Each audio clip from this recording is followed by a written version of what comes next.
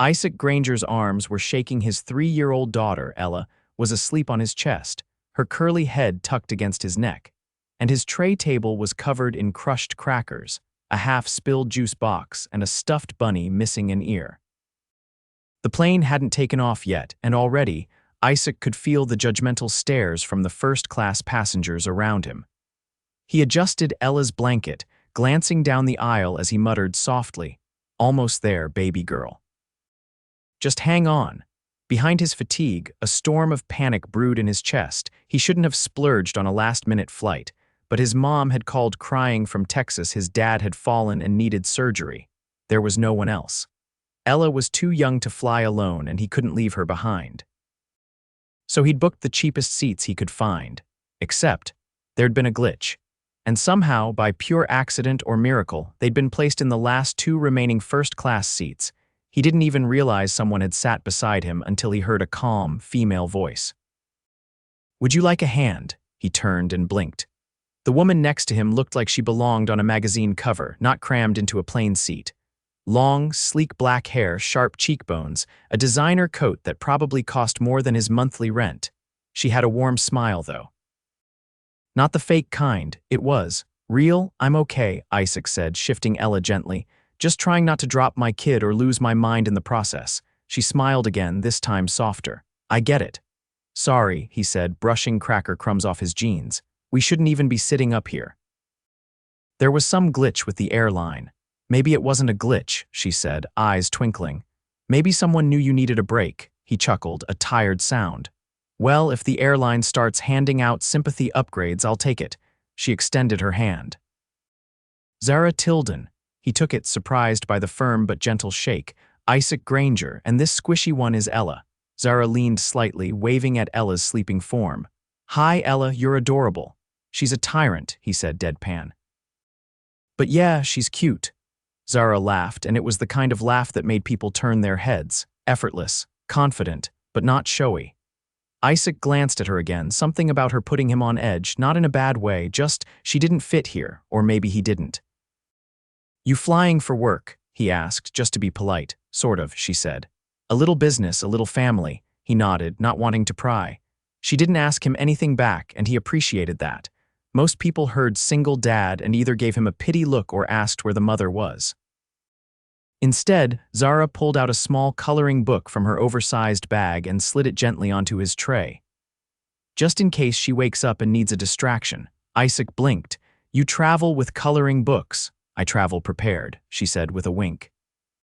The plane finally took off, and despite the turbulence, Ella stayed asleep for most of the flight. Isaac, however, couldn't rest. He kept glancing at Zara, trying to place her. She looked vaguely familiar, but he couldn't figure out why. Maybe she was an actress, or dated a football player. Either way, she was way out of his league. By the time they landed in Austin, Ella was awake and cranky, and Isaac was trying to juggle a carry-on, a squirming toddler, and that stuffed bunny. He was sweating, and the strap of his bag was digging into his shoulder. "Need help?" Zara asked again, already reaching for his bag. "I can't let you." She took it anyway, slinging it effortlessly over her shoulder. "You'll carry her, I'll carry this, don't argue." He stared at her. "You don't even know me. I know you're exhausted, your daughter needs you, and this airport is a madhouse. That's enough. Come on, Dad." He followed her through the terminal, trying not to look too amazed by her confidence. She moved like she owned the place. People stepped aside for her. Even the TSA officers nodded at her like they recognized her. At the passenger pickup area, Zara paused. "Where's your ride?" she asked, setting down his bag. "I'm renting a car," Isaac said. "I just need to grab the keys." "It'll take a few minutes." "I'll wait with you," she said without hesitation. "You don't have to, I want to." He studied her. "Why?" Zara shrugged. "Maybe I like cute kids and exhausted dads." Isaac laughed, really laughed this time. Ella clapped her hands like she understood the joke. "All right," he said. "You win." They stood there together in the humid Texas evening, and for the first time in weeks, Isaac didn't feel like he was drowning. He didn't even realize he was staring until Zara looked up at him. "What?" she said. "Nothing," he said quickly. "Just, thanks for all of this." She smiled again, and this time it hit him right in the chest. Anytime. They stood in silence, the air between them full of something unspoken. And then his rental car pulled up and it was like the spell broke. "Let me give you my number," he started, but Zara was already writing something on a piece of paper. "Here," she said, slipping him a small, elegant business card. "Call me or don't. Either way, it was nice meeting you." He looked down at the card, Zara Tilden, Tilden Global Holdings, CEO. His heart stumbled. She was a billionaire, and she'd just carried his diaper bag through an airport. Isaac stared at the business card long after Zara disappeared into the back of a sleek black car that had been waiting for her at the curb. The name Tilden rang in his head like a bell he couldn't unring, but he didn't have time to dwell on it. Ella had begun fussing, her arms reaching toward the sky like she could still see the woman who'd disappeared. "Yeah, I liked her too," Isaac muttered, tucking the card safely into his wallet before hoisting Ella into the car seat. The next few days were a blur of hospital visits, phone calls, and trying to keep Ella entertained in the cramped guest room at his parents' one-story house. His dad's surgery had gone well, but the recovery was slow, and Isaac found himself juggling more than he could handle: cooking, cleaning, helping his dad shower, and keeping Ella from drawing on the walls with crayons. By the 5th day, Isaac was running on caffeine and stubbornness. He hadn't called Zara, not because he didn't want to be thought of her every time he reached into his wallet, but because he didn't know what he'd say. "Hey, thanks for helping me not fall apart in an airport. Want to meet up so my daughter can shove raisins in your purse?" Still, the card stayed in his wallet like a weight. One afternoon, as he sat on the porch watching Ella chase a butterfly barefoot through the grass, he pulled it out again. The name didn't just ring, it echoed. He grabbed his phone and searched it. The first result was a Forbes article, Zara Tilden, America's youngest female billionaire CEO. He stared at the headline. There was a photo of her in a navy pantsuit standing in front of a glass tower. Her expression was sharp, commanding. A far cry from the woman who'd crouched down to hand Ella a coloring book without hesitation. Ella ran up to him, cheeks flushed. "Daddy, come catch the wings with me." He tucked the card back in his wallet. "In a minute, baby." That evening, after Ella finally passed out into a tangle of blankets and stuffed animals, Isaac sat at the kitchen table with his mother. "She's sleeping deeper now," his mom said as she spooned sugar into her tea. "More than she was when you first got here. She's tired," Isaac said. "I think she misses having her own space." His mom looked at him over her glasses. "And how are you holding up?" "I'm fine." "You're not. You've got circles under your eyes and you forgot to eat lunch." Again, he rubbed his face. "Just a lot going on." She hesitated, then reached into her pocket and slid something across the table. "I found this in the laundry. Thought you might want it back." It was Zara's card. Isaac exhaled slowly. "You met someone," his mom said. "Didn't you?" "It's not like that. You don't bring home business cards from women you don't think about." He didn't answer. Later that night, after everyone else had gone to bed, he sat on the porch with his phone. The stars were out, glittering across the wide Texas sky, and the air smelled like grass and distant rain. He dialed the number on the card before he could talk himself out of it. It rang once, twice. Then Zara Tilden. His throat tightened. "Hey, it's Isaac." From the flight. There was a pause before she responded. "I remember, I didn't think you'd call." "Yeah, well, I wasn't sure if I should. And I still don't know, but I'm doing it anyway." He could hear the edge of a smile in her voice. "I'm glad." He stood, walking toward the edge of the yard. "I looked you up. I figured you would. You're a big deal. So I've been told." He laughed softly. "You didn't act like it. I don't always have to." There was a beat of quiet between them, filled by the sounds of crickets and the faint creak of a porch swing. "Why'd you help me?" he asked. "Back at the airport." "I didn't see a guy with a kid," she said. "I saw someone trying not to fall apart, and I've been there, not as a parent, but as a person." He sat down on the steps. "I'm not used to people doing things without an angle. I didn't have one." He tilted his head toward the stars. "You don't even know me." "I know more than you think." "You didn't complain once. Not even when your daughter dumped juice on your lap," he chuckled. "That's my life now, juice and chaos." "Well," she said, "maybe you could use a little less chaos for one night." He frowned. "What do you mean? I'm in Austin for a few more days. Dinner." "Just you and me. No kids, no crackers, no diaper bags." He hesitated. "I can't leave Ella." "I figured." That's why I've already arranged a vetted sitter, checked references myself. She's been with my company's childcare program for over 5 years. He blinked. You really don't mess around, do you? I don't offer unless I mean it. He ran a hand through his hair. I haven't been on a real date since Ella was born. I don't even know if I remember how. Then let me remind you. Isaac didn't answer right away. He looked back at the house, at the bedroom where his daughter slept soundly for the first time in days. Then he looked up at the night sky again. All right, he said. Dinner, her voice was soft. I'll send a car. The call ended, but Isaac didn't move for a long time. His heart was racing. Tomorrow he'd be having dinner with a billionaire. A woman who could probably buy a city block without blinking. And yet she'd chosen to call him, not in spite of his chaos, but somehow because of it. Isaac adjusted the collar of his only decent button-down shirt as the town car pulled up to the curb. The driver stepped out, gave a polite nod, and opened the back door. Isaac hesitated for a beat, one hand still on the strap of Ella's diaper bag, though she wasn't with him tonight. Lena, the sitter Zara had arranged, had arrived early. Ella had warmed to her instantly, which was a blessing considering how wary she usually was of new people. Isaac had watched from the hallway as Lena read her a book in a soft, melodic voice, then left only after Ella was giggling and reaching for her hand. Now, standing outside his parents' house, nerves prickled under his skin like static. The car ride was silent except for the sound of tires humming against pavement. When they finally pulled up in front of a building draped in soft white lights, Isaac stared through the window, eyebrows lifting. It wasn't ostentatious, it was elegant. A restored villa, tucked behind tall iron gates, with ivy climbing the stone walls and lanterns casting warm glows across the courtyard. Someone opened the door before he reached it, and a hostess greeted him by name. She's already inside, she said, leading him through a corridor lined with framed photographs and antique mirrors. The dining room was empty except for one table near the windows.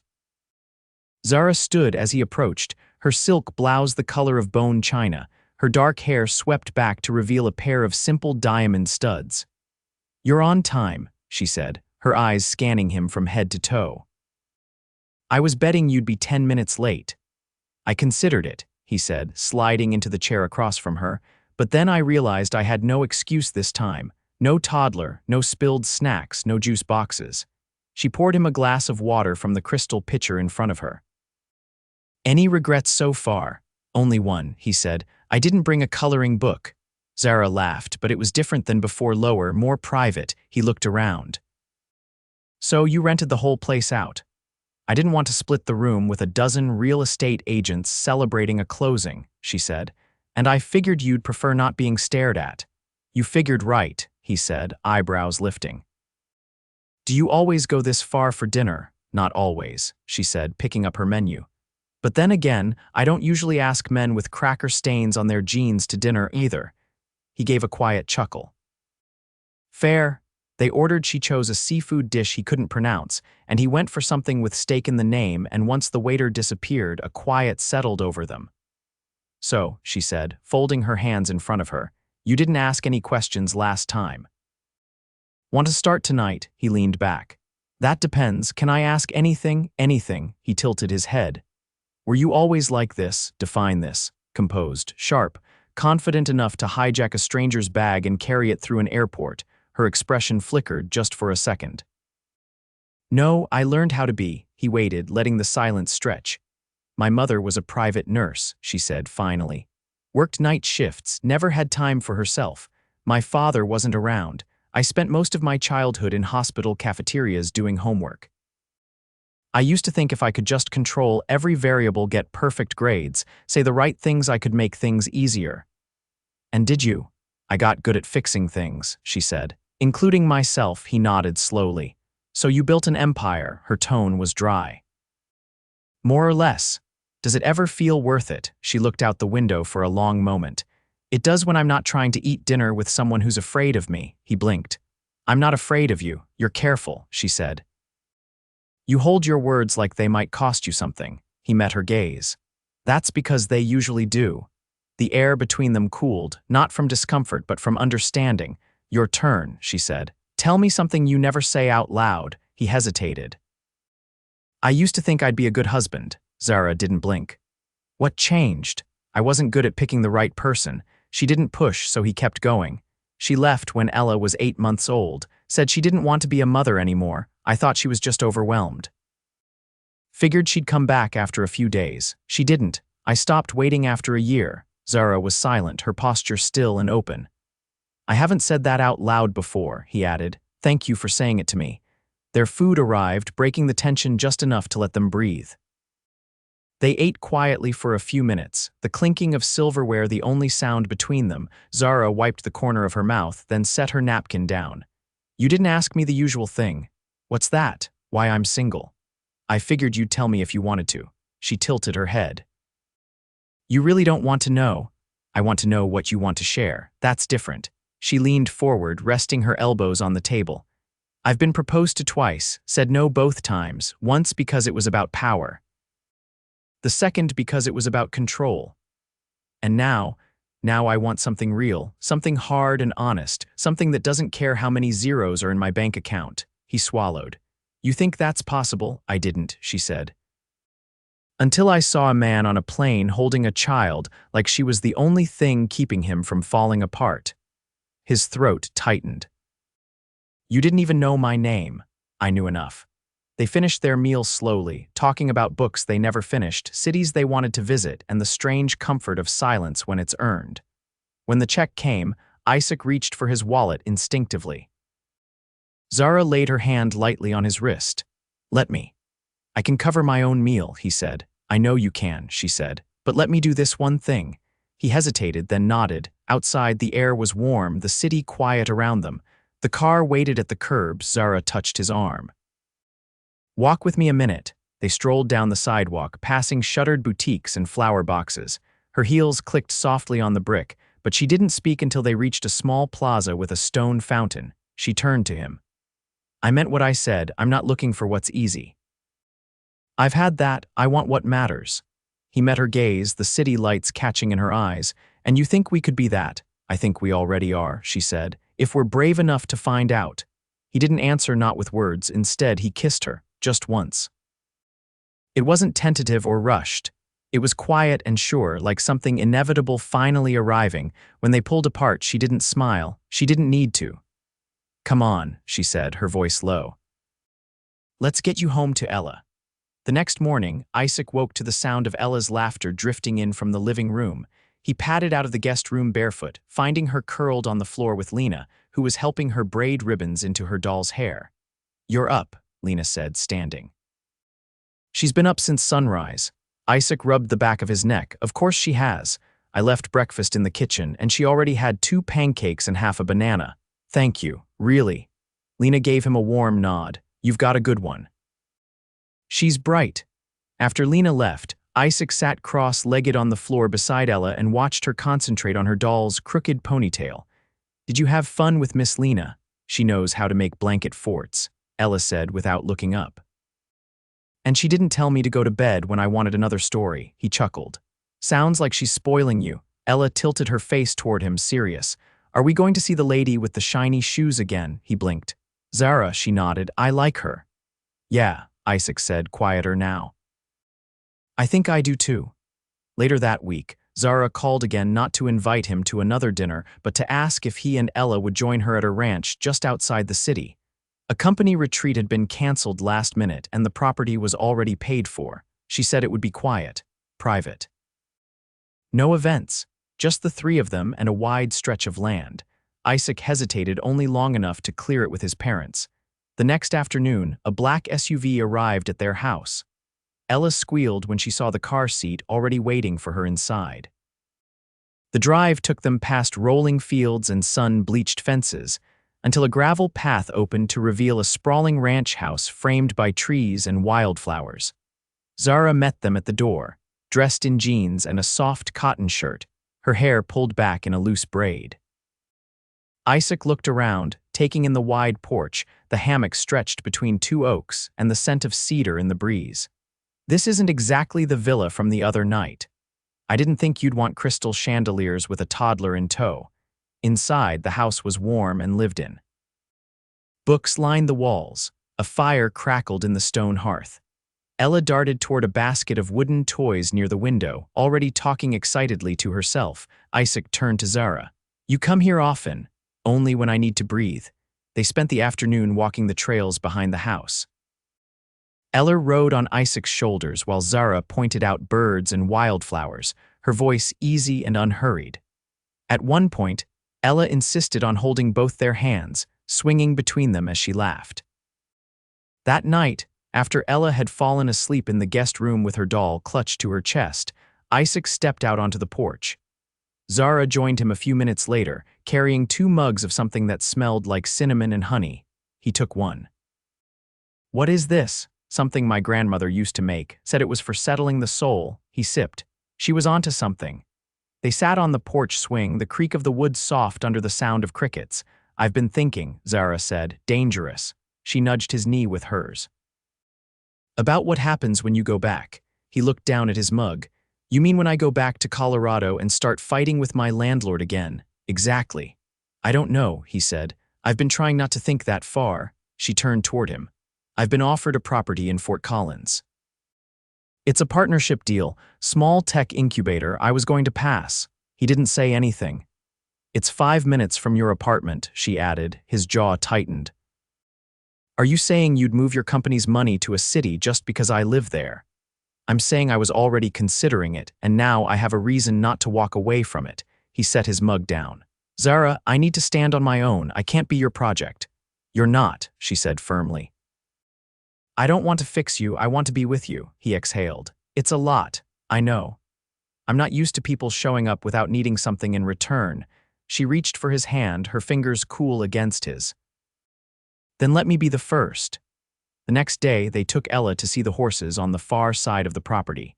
She was hesitant at first, clinging to Isaac's leg, but Zara knelt beside her and whispered something that made her nod. Together, they fed an old mare named Junie, who blinked slowly and nuzzled Ella's curls. "I want to ride one someday," Ella whispered. "We'll make that happen," Zara said. Isaac watched them, something in his chest loosening. Before they left the ranch, Zara handed him a folded envelope. "Open it later." He waited until that night, after Ella was asleep and he was sitting alone on the edge of the bed. Inside was a letter written in clean, slanted handwriting. "I don't want to be a chapter in your life. I want to be the story, if you'll let me." Beneath it was a key. 2 weeks later, after his father's recovery had stabilized and they were packing to return home, Isaac unlocked the door to his apartment and found a note on his kitchen counter. It was from his landlord, announcing the building had been sold to a new owner, Tilden Residential Group.